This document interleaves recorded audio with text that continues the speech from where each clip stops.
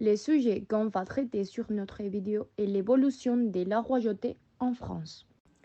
La royauté en France débute avec Clovis. Ce dernier est le premier roi de France. Il succède à son père comme chef des Saliens et il est considéré comme le fondateur de la dynastie mérovingienne. La monarchie en France, à cette époque, était héréditaire et se transmettait de père en fils. C'est pour cette raison que la monarchie des Mérovingiens s'est affaiblie au fur et à mesure que les querelles au sujet de la succession persistaient. Par conséquent, en 639, une crise éclate à cause de la baisse des pouvoirs de ces derniers rois, qui n'avaient malheureusement plus de droits que les hommes. D'ailleurs, ils sont si affaiblis que les historiens du IXe siècle les surnommaient rois fainéants. Leur jeune âge et leur incapacité de gouverner convenablement met désormais le pouvoir entre les mains des maires du palais, sorte de régisseurs du domaine royal. Charles Martel est considéré comme le maire du palais le plus important. Il se comporte comme un vrai souverain, mais il n'arrive jamais à le devenir. Cependant, grâce à un coup d'État, son fils, Pépin le Bref, réalise les rêves de son père et se fait couronner et sacré par le pape. C'est donc le début de l'union entre la royauté et la religion et par conséquent le commencement de la dynastie des Carolingiens. Par succession, Charlemagne, fils de Pépin, hérite toute la France à la disparition de son frère Carloman. Ce dernier est le roi le plus important du Moyen-Âge. Il s'est fait même couronner empereur d'Occident à Rome pour resserrer encore plus les liens entre la royauté et l'Église. Il s'est fait respecter et il impose le pouvoir royal. À la mort de Charlemagne, le seul survivant de ses fils lui succède, lui le pieux. Il n'a pas la force de caractère de son père et ne peut éviter des rivalités entre ses fils pour le contrôle de son héritage. Les querelles au sein de la famille continuent même après sa mort. Les deux frères, Louis le Germanique et Charles le Chauve, dépouillés par Lothaire, décident de s'allier et prêtent serment à Strasbourg. Ensemble, ils battent Lothaire et Louis impose le partage de l'Empire par les traités de Verdun. Les Carolingiens sont désormais affaiblis par cette division. Ils sont incapables de faire face aux invasions des Vikings, des Sarrasins et autres. Et c'est la chute de l'Empire carolingien qui laisse place à l'ordre féodal ou la féodalité. La dynastie capétienne s'instaure en France avec le couronnement d'Hugues Capet en 987. Pourtant, Hugues Capet et ses descendants sont face à un pays qui n'est ni uni ni compact, mais très divisé. Divisé socialement, mais aussi divisé en comtés ou duchés, où les rois n'avaient aucun pouvoir du fait que certains comtes et ducs avaient une armée parfois même plus puissante que celle du roi. C'est l'exemple de la Normandie. Le comte de la Normandie était vassal du roi de France, mais le roi de France n'était pas souverain en Normandie. Alors, nous pourrions dire que, étant donné que le roi ne pouvait pas donner des ordres dans l'ensemble du pays, il était plutôt une figure symbolique à l'époque. Ce statu quo va être renversé à l'arrivée des croisades. Pourquoi? Parce que le fait que tout le pays avait en commun la chrétienté a fait que tous les citoyens français avaient le même ennemi. Cela provoque que les citoyens des différentes régions, qui en fait considéraient les autres Français des alentours comme étrangers, surtout car ils parlaient des langues différentes, commençaient à se rassembler et s'unir pour lutter contre l'ennemi, qui était le même. Et pourquoi ceci est important pour la royauté? Parce que pour un roi, c'est difficile d'instaurer sa souveraineté dans un pays divisé, alors que dans un pays qui est uni, homogène, où l'ordre règne, c'est plus facile. Une raison pour laquelle le pays s'est uni, c'est le fait que les croisades ont apporté un certain patriotisme français. De même, les rois se sont servis aussi de la littérature pour diffuser ce patriotisme. Par exemple, dans l'œuvre de la chanson des Roland, à plusieurs reprises, on emploie le mot français et on fait appel à l'union de ces Français. En plus, les rois se servent d'autres stratagèmes pour s'affirmer au pouvoir. Soit ils se servent des mariages qui peuvent leur apporter des territoires, c'est le cas d'Aliénor et Lucette, soit ils s'emparent des territoires des comtes ou ducs qui sont faibles ou où il n'y a pas un héritier clair. Bon, pour finir, nous avons vu que le premier Capétien ressortent du fait qu'ils ont travaillé pour que le pouvoir du roi soit ferme et qu'il soit respecté, ainsi que de créer un pays qui soit uni et qui soit finalement un pays, qui ne soit pas divisé en comté ou en duc, mais qui soit régi par un roi. Bon, nous apprenons alors que ce n'est pas du jour au lendemain que les rois de France ont été si absolus que Louis XIV. Le roi Charles IV le Bel décède et ne laisse aucun héritier mâle. La branche directe des Capétiens s'éteint donc du moins en ligne masculine. L'assemblée des barons se réunit à Paris et n'hésite pas de trancher entre les deux prétendants au trône. Philippe de Valois, cousin germain du défunt Charles IV, né du royaume, et Édouard III d'Angleterre, petit-fils de Philippe le Bel. Le règne de cette nouvelle branche cadette des Capétiens, appuyée par la loi salique, fut très contesté et eut un impact des plus dévastateurs, puisque c'est l'un des éléments déclencheurs de la guerre de 100 ans. La dynastie des Valois règne durant plus de 2 siècles. Sa généalogie compte 3 branches, 7 Valois directs, 1 d'Orléans et 5 d'Angoulême. Les 13 princes de cette famille qui se succèdent ont souvent été présentés comme étant aimables et cruels à la fois, mais grands mécènes, protecteurs des arts et des lettres. Ceci dit, certains de ces souverains ont eu un règne destructeur, ou du moins sans beaucoup d'exploits, tandis que d'autres ont brillé et sont considérés parmi les meilleurs rois qu'ait connus le pays. Philippe VI fait face après 10 ans de règne au début de la guerre de 100 ans. Une grande crise économique et la peste noire qui ravage la population.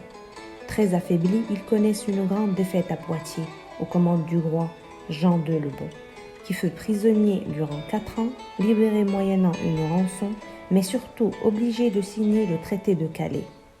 Après une petite période d'accalmie, une deuxième reprise des hostilités démarre. Mais fort heureusement, grâce à Charles V, dit le sage, la France connaît plusieurs victoires face à l'Angleterre et récupère une partie de son territoire. Quant à Charles VI, il divise la France à cause de sa démence. Les caisses de l'État sont vides, les Français sont massacrés lors de la bataille d'Azincourt, le roi est contraint de signer le traité de Troyes. Charles VII, le victorieux, déshérité par le biais de ce traité, reprend confiance grâce à l'exceptionnelle Jeanne d'Arc et ne renonce pas à ses droits de souveraineté. Dès lors, de succès en succès, il rend à la France un prestige en Europe occidentale. Entouré de bons conseillers tels que Richemont, il engage une modernisation administrative et met définitivement fin à la guerre de 100 ans. Louis XI espérait conquérir un autre royaume. Il passa une grande partie de son règne à batailler en Italie. L'un de ses successeurs est le grand François Ier. Il connaît une gloire à Marignan, mais aussi des défaites à Pavie et des années de confrontation avec Charles Quint. François Ier donne quand même un nouveau souffle à la France, notamment grâce à l'art, malgré le contexte de la guerre. L'influence des guerres d'Italie a eu un impact considérable sur les goûts pour les arts de la noblesse française. Le roi, fasciné par la beauté des œuvres italiennes dominées par la Bella Maniera, s'entoure des meilleurs artistes dans Léonard de Vinci, à qui la France doit d'innombrables somptueuses fresques. Le goût italien triomphe à la cour et c'est le début de la Renaissance. Cette œuvre artistique se poursuit grâce à ses successeurs, Henri II, François II, Charles IX, spécialement par la présence de Catherine de Médicis de sang italien, amatrice d'art et régente à 2 reprises de France. Les dernières années de la famille des Valois sont marquées par une période de grand faste à la cour, mais surtout de guerres religieuses interminables, un affrontement entre catholiques et protestants atténué en 1563 par la paix d'Amboise, qui n'a pas servi à grand-chose puisque les hostilités ont repris, massacre de Saint-Barthélemy. Avec la mort de Henri III, la ligne des Valois s'éteint. Lorsqu'Henri III meurt, la maison des Bourbons obtient la couronne française. Les catholiques s'opposent au nouveau roi à cause de ses liens avec le protestantisme. On peut donc remarquer que l'alliance entre l'Église catholique et la monarchie française est considérée à ce moment-là éternelle et indispensable. Henri IV finit par se convertir au catholicisme pour accéder au pouvoir, puis il devient très populaire. Il réussit à conduire son royaume à la paix et arrête la guerre entre les catholiques et les protestants avec l'édit de Nantes. À la fin de son règne, la France voit un développement économique et une prospérité financière incroyable. Le règne de Louis XIII tourne autour de l'abaissement des grands et de la consolidation du pouvoir royal. Pour s'assurer de l'obéissance de la noblesse, Louis XIII fait appel au cardinal Richelieu en 1624. Richelieu décide donc de soumettre aux nobles à l'autorité royale. Il supprime impitoyablement les complots des nobles et il détruit les châteaux de ceux qui vont contre la volonté du roi. C'est aussi une période de moins de tolérance religieuse que celle d'Henri IV. D'autant plus, les nouveaux impôts qui financent la guerre provoquent la misère du peuple et le soulèvement de paysans contre les autorités royales. Louis XIV, le roi Soleil, dirige la France comme un roi absolu. Il porte la couronne et il prend toutes les décisions finales, même s'il a plusieurs conseillers. Il édicte ses lois et déclare tant la guerre comme la paix. C'est comme ça qu'il révoque l'édit de Nantes et provoque la colère des protestants. Pendant son règne, la royauté est liée au développement culturel parce qu'il protège beaucoup d'artistes. Cependant, le paysan souffre d'une famine terrible et à sa mort en 1715, Louis XIV et l'image de la monarchie n'est pas bien vue par le peuple. Louis XV accède au pouvoir en 1723. Il ne dirige pas avec la main de fer qui avait caractérisé Louis XIV. Au contraire, Louis XV préfère laisser les affaires du royaume au cardinal Fleury, qui essaye de maintenir un budget équilibré. Cependant, la France s'engage dans des guerres contre l'Angleterre et perd ce territoire au Canada et en Inde à cause de la guerre des 7 ans. Les guerres dans lesquelles participe le royaume durant son règne et la décision qu'il prend vers la fin de sa vie de dissoudre le Parlement font que la popularité de la royauté française tombe énormément. Quand Louis XVI accède au pouvoir, le royaume possède une dette énorme, élargie par l'aide que France donne aux États-Unis pendant leur révolution. Il essaie d'apaiser les tensions, mais il n'arrive pas à faire aucune réforme d'État significative. Le mécontentement du peuple français avec la monarchie monte quand Louis XVI convoque les États généraux, mais ignore les réclames du cahier de doléances. La révolution éclate et c'est la fin du pouvoir absolu de la maison des Bourbons en France. Pendant la Grande Révolution, Louis XVI a dû accepter l'inévitable, le change de la monarchie absolue à la monarchie constitutionnelle qui a introduit la séparation des pouvoirs. Il est resté le roi, mais ses pouvoirs ont été fortement limités. Puis il a clandestinement rassemblé un régiment de Flandre en attendant son retour au pouvoir qui ne s'est jamais produit. En 1792, l'Assemblée nationale a établi la Première République et peu après le roi a été accusé de trahison et exécuté par les Girondins en pouvoir. Pendant la Première République, la royauté n'existait pas. Il y avait du chaos et de la terreur. Les différents groupes politiques se sont battus pour le pouvoir. En profitant de la situation difficile, Napoléon Ier a fait un coup d'État et est devenu le premier consul de la République. En 1804, il s'est nommé l'empereur de Français. Il voulait avoir une hégémonie sur toute l'Europe, donc sa politique était surtout expansive. Les guerres qu'il a battues ont endommagé l'économie française et le forcé à abdiquer en 1814 et déménager à l'île d'Elbe. L'abdication de Napoléon Ier a permis à Louis XVIII, le frère de Louis XVII, à obtenir le pouvoir.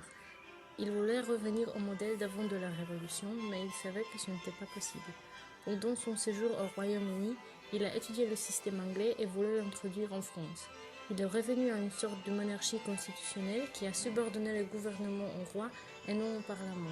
La société a commencé à avoir peur du retour d'ancien régime et il est revenu à entre anti-bourboniste qui a causé un court retour de Napoléon Ier. Cet retour appelé de son jour. Louis XVIII était une personne maladive, c'est pourquoi il a été nommé le roi en fauteuil. Toute sa vie, il a eu des problèmes avec le jambes, à cause de cela, il est mort de gangrène.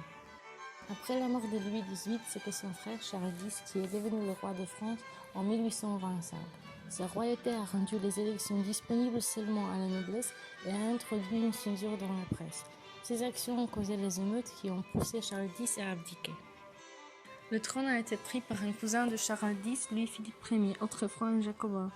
Il est appelé le roi des Français, non de France. C'était le dernier Bourbon sur le trône de France. Au début, il était aimé par le peuple, mais sa politique conservatiste et répressive l'a changé.